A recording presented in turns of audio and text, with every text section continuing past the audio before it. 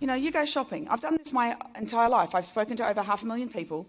You know, our training company, and all I've ever done is try to share what I know so people can create that sliding door moments with customers. Not just a number, not just a person who can give us money for a coffee, not just an exchange of dollars for product, not the transaction, but that where someone can actually reach in and massage another human being's heart in 10 seconds and under. So I'm at the traffic lights looking at this person and I thought, who is going to wake these people up? And this voice went, you.